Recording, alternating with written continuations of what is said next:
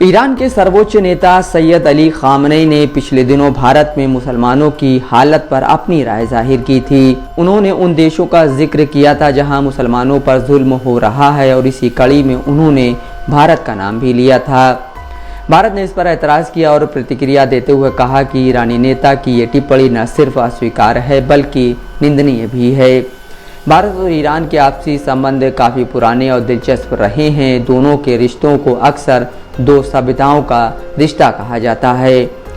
गुरुदेव रविंद्रनाथ टैगोर ने सन 1932 में ईरान का दौरा किया था। ये वो वक्त था जब दोनों देशों के बीच कोई राजनीतिक संबंध नहीं था। टैगोर को 14वीं सदी के फारसी कवि हाफिज की कविताएं बहुत पसंद थीं। वो शिराज में उनकी मज़ार पर भी गए थे। आज़ादी से पहले भारत की सीमाएं ईरान से लगती थीं, लेकिन विभाजन के बाद सब कुछ बदल गया। जब सन 1953 में ईरान के शाह की सत्ता में वापसी हुई तो ईरान ने पश्चिम का साथ देने का फैसला किया, जबकि भारत ने गुटनिरपेक्ष देश बनने की नीति चुनी। ईरान पाकिस्तान को मान्यता देने वाला पहला देश था। सन 1965 और 1971 दोनों लड़ाइयों में उसने पाकिस्तान का साथ दिया। सन 1969 में ईरान के शाह पहली बार भारत आए। सन 1973 में इंदिरा गांधी ने ईरान का दौरा किया। शाह एक बार फिर अक्टूबर 1974 में भारत आए। यह दौरा इसलिए महत्वपूर्ण था क्योंकि ये यात्रा भारत के पहले परमाणु परीक्षण के कुछ दिनों बाद हुई थी। इस दौरे के बाद से भारत ईरान से बड़ी मात्रा में कच्चा तेल आयात करने लगा और दोनों देशों के बीच कुद्रेमुख लौह अयस्क परियोजना को विकसित करने पर भी सहमति बनी। 1980 और 1990 के दशक में ईरान भारत के कच्चे तेल की ज़रूरत पूरा करने वाला महत्वपूर्ण देश बन गया। दोनों देशों ने चाबहार बंदरगाह परियोजना और अफगानिस्तान के साथ मध्य एशिया को जोड़ने की दिशा में साथ काम किया। तालिबान के उदय के बाद उसके खिलाफ लड़ रहे बुरहानुद्दीन रब्बानी के नेतृत्व वाले नॉर्दर्न अलायंस को भारत और ईरान दोनों का समर्थन मिला, जबकि पाकिस्तान और तालिबान के रिश्ते जग जाहिर थे। सन 2003 में राष्ट्रपति मोहम्मद ख़ातिमी की भारत यात्रा के दौरान भारत और ईरान के बीच दिल्ली घोषणा पर दस्तखत हुए, जिसके अंतर्गत क्षेत्रीय सुरक्षा, आतंकवाद का विरोध और आपसी कारोबार बढ़ाने पर खासा जोर दिया गया। पाकिस्तान को बाईपास कर अफगानिस्तान पहुंचने के लिए चाबहार बंदरगाह का विकास भारत ईरान संबंधों का मुख्य बिंदु बन गया। इन संबंधों को उस समय चुनौतियों का सामना करना पड़ा जब अमेरिका ने ईरान पर प्रतिबंध लगा दिए और इन प्रतिबंधों को प्रभावी बनाने के लिए कई देशों पर दबाव डाला कि वे ईरानी तेल न खरीदें। इन देशों में भारत भी शामिल था। इन सब के बावजूद चाबहार परियोजना में भारत की दिलचस्पी बरकरार रही। भारत, ईरान और पाकिस्तान ने तीनों देशों को जोड़ने वाली तेल पाइपलाइन बनाने की संभावना पर गंभीरता से विचार किया, लेकिन बाद में सुरक्षा कारणों से भारत इस परियोजना से अलग हो गया। सन 2013 में मनमोहन सिंह और सन 2016 में नरेंद्र मोदी ईरान की यात्रा पर गए।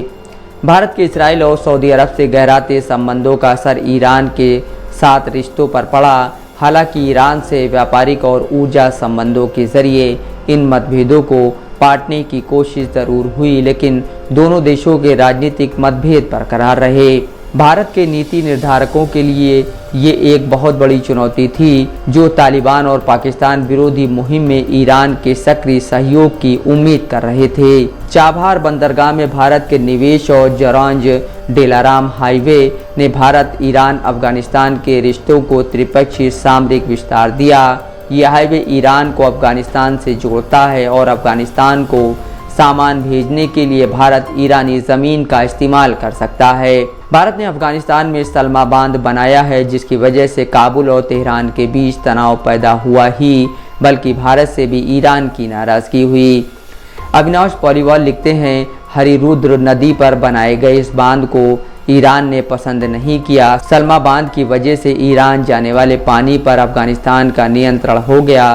पानी के बंटवारे के मुद्दे पर दोनों देशों में अविश्वास का एक इतिहास रहा है। इससे पहले 1971 में हेलमंद नदी के पानी बंटवारे के मुद्दे पर दोनों देशों के राजनयिकों के बीच तीखी बयानबाजी हुई थी। सन 1998 में जब मज़ार शरीफ में ईरानी राजनयिकों के अपहरण के बाद ईरान ने अफगानिस्तान पर हमले की धमकी दी थी, अविनाश पॉल लिखते हैं, तालिबान सरकार ने हेलमंद नदी का रुख दक्षिण की तरफ मोड़कर हमूए हेलमंद झील को सुखा दिया था, जिससे उस इलाके की फसल और वन्यजीव तबाह हो गए थे। 28 फरवरी 2005 को उस समय के ईरान के विदेश मंत्री कमाल खराजी ने प्रधानमंत्री मनमोहन सिंह से मिलकर सलमा बांध बनाने के बारे में आधिकारिक शिकायत की थी। इस मामले में भारत का कहना था कि ईरान और अफगानिस्तान को आपस में बात करनी चाहिए। ईरान तालिबान के सामरिक गठजोड़ ने सवाल खड़ा किया कि जब शिया ईरान और सुन्नी तालिबान के बीच सहमति बन सकती है तो भारत भी ऐसा क्यों नहीं कर सकता। कई मुद्दों पर ईरान के साथ तनावपूर्ण रिश्तों और अमेरिका के विरोध के बावजूद दोनों देशों ने चाबहार जैसी परियोजनाओं पर साथ साथ काम करना जारी रखा है। अमेरिका से भारत के बढ़ते रिश्तों और ईरान की चीन से बढ़ती करीबी खाड़ी और अफगानिस्तान की क्षेत्रीय राजनीति और तालिबान की सत्ता में वापसी के बावजूद भारत ने ईरान से दूरी नहीं बढ़ाई है। ईरान पर अमेरिकी प्रतिबंध के बावजूद भारत की अब भी ईरान की मदद से स्थायी ऊर्जा आपूर्ति को बनाए रखने में पूरी दिलचस्पी है। पश्चिम के बढ़ते दबाव को देखते हुए ईरान भी भारत को अपने तेल निर्यात का महत्वपूर्ण लक्ष्य मानता है। राजनीतिक तनाव के बावजूद भारत के लिए ईरान का सामरिक महत्व कम नहीं हुआ है। Bureau report, Dastak live news.